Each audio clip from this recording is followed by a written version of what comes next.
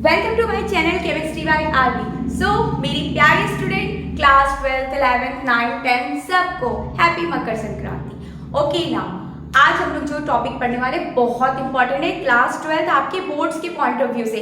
अब बोलोगे मैम हर बार आती है बोलती है ये इंपॉर्टेंट है ये इंपॉर्टेंट है। मैम का कहीं इरादा अपनी वीडियो को क्या बोलते हैं उसको लाइक और सब्सक्राइब बढ़ाने का तो नहीं, ऐसा कुछ नहीं है। उठा के देखो प्रीवियस ईयर के क्वेश्चन पेपर पक्का आते ही है, ठीक है। अब सुनना और मेरी बात ध्यान से समझने की कोशिश करना। आज का वीडियो जो है उसको एंड तक देखना और क्या करना, यहाँ से आप क्या करोगे, यहाँ तो मैं आपको पढ़ा दी, अब क्या करोगे आपका काम है जितने प्रीवियस ईयर के क्वेश्चन पेपर है उसको टॉपिक वाइज करते जाओ, ठीक है। ऐसे क्या होगा आपका ही क्या होगा बेसिक चीजें क्लियर होती जाएंगी और इससे क्या होगा एग्जाम पॉइंट ऑफ व्यू के बिहाफ पे आप वो क्वेश्चन को पर्टिकुलरली छोड़ के नहीं आओगे।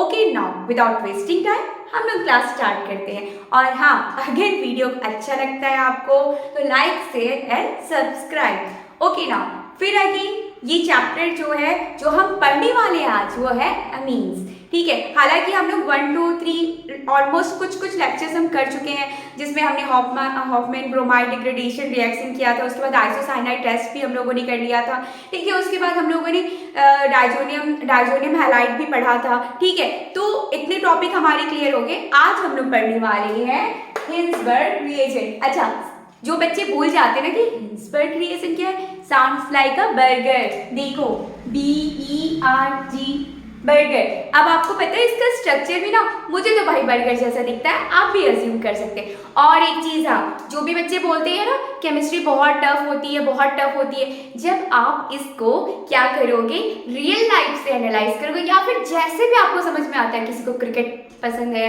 वो क्रिकेट से कोई भी स्टोरी बना ले, किसी को कोई कार्टून कैरेक्टर पसंद है तो कोई कार्टून कैरेक्टर, या किसी को खाना बहुत पसंद है तो कोई भी फूड आइटम को आप इंक्लूड कर सकते हैं। बट आपको समझना है कि आपका जो टॉपिक है वो है क्या। ऐसा नहीं कि फूड आइटम समझ लिया और जाके एग्जाम में लिख लिया, ऐसा नहीं करना। हाँ ओके, अब सुनना यहाँ।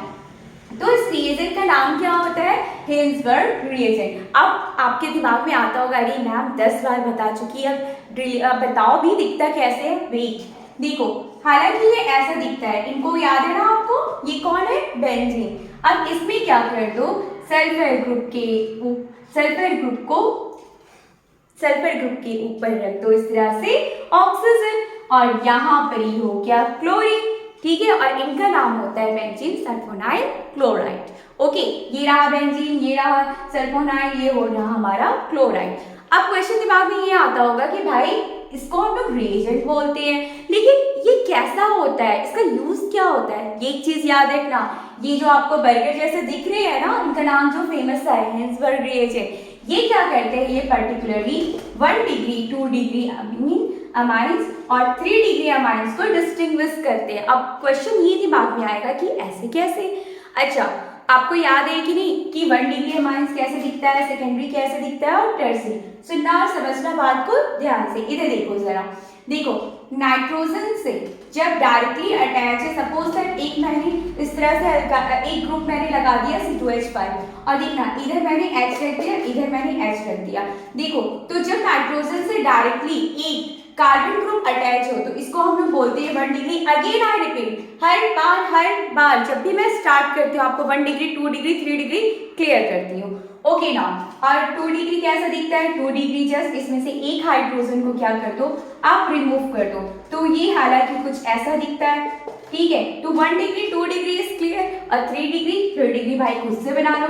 सिंपल क्या करो, चारों तरफ से उसको C2H5 से इस तरह से कनेक्ट कर दो। चलो अब देखते हैं, यहाँ तक तो क्लियर हो गया कि ये हो गया बेंजीन सल्फोनाइल क्लोराइड और ये क्या हो गया 1 डिग्री अमाइंस और ये क्या हो गया 2 डिग्री अमाइंस और this one is the 3 degree amines, ठीक है। इसको अब आप नोट डाउन करो।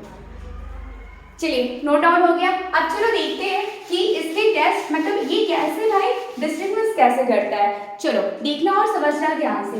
ये देखो ये हो गया ना हमारा, ये क्या हो गया हमारा बेंजीन सल्फोनाइल क्लोराइड। अब क्या करो, इसको 1 डिग्री अमाइंस के साथ क्या करते हैं हम ट्रीट करते हैं, 1 डिग्री अमाइंस के साथ करते हैं। एक H ऐसे लगा दो C2H5 अच्छा सुनना, बात ध्यान से समझने की कोशिश करना। इसमें क्या होता है, सिंपल, अगर बिल्कुल भी याद ही नहीं आ रहा कि भाई प्रोडक्ट क्या बनेगा, सिंपल क्या किया करो, इसमें से आप HCl निकाल लो, ठीक है, और अपने कन्वीनियंट के लिए क्या किया करो, H को इधर रखा करो और Cl तो हमने यहाँ रखा ही है, तो जैसे ही निकल जाएगा तो प्रोडक्ट हमारा कुछ ऐसे ही दिखेगा। दिख रहा है आपको, तो प्रोडक्ट हमारा कुछ ऐसे दिखेगा, ठीक है। अब क्वेश्चन ये आएगा दिमाग में कि मैम ठीक है आपकी बात सही है, ये सब तो बना लिया, लेकिन आगे का बताइए तो सही, क्या है इसमें खासियत। खासियत ये होती है बेटा कि ये जो आपको हाइड्रोजन दिख रहा है ना, ये पूरा का पूरा ग्रुप क्या है, इलेक्ट्रॉन विथड्रॉइंग ग्रुप है। और पता है ना एसिडिटी, ये याद रखना, जितना भी जो भी हो एसिडिक जो नेचर होता है, इलेक्ट्रॉन विथड्रॉइंग ग्रुप क्या करता है, उसको बढ़ाता है। अब इलेक्ट्रॉन विथड्रॉइंग ग्रुप पता है ना, जो क्या करते हैं, इलेक्ट्रॉन को अपनी तरफ विथड्रॉ करते हैं। अब इस चक्कर में क्या होगा, ये एसिडिक, ये जो हाइड्रोजन है मोर एसिडिक हो जाएगा, और यही रीजन है कि ये क्या होता है, सॉल्युबल होता है अल्कली में, ठीक है, समझ में आ गया।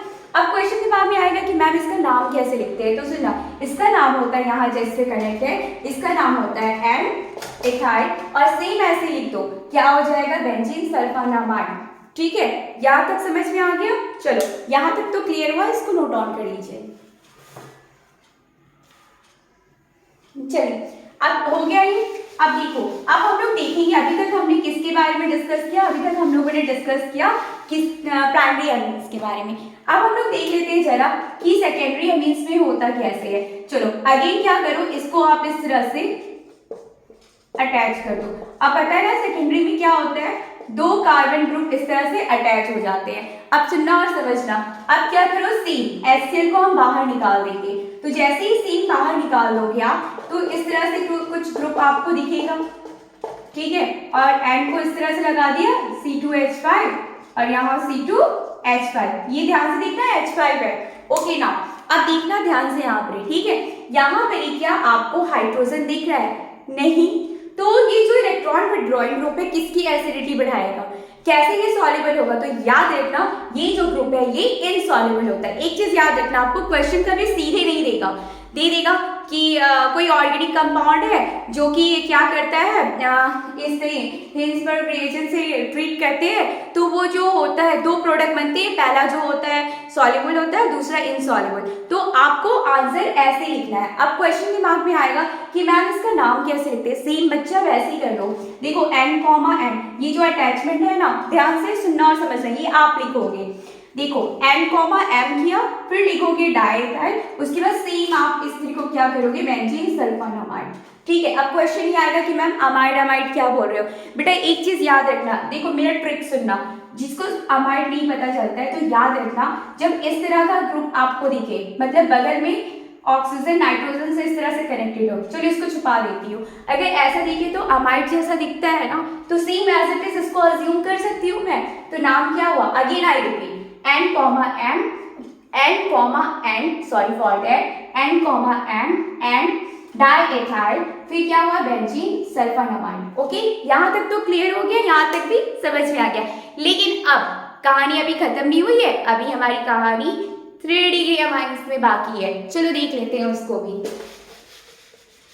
वैसे 3D के अमाइंस दिखता कैसे है, जब तक मैं इरेज कर रही हूँ तब तक आप लोग ट्राई करिए, तो खुद से देखो 3D के अमाइंस कुछ ऐसा दिखता है।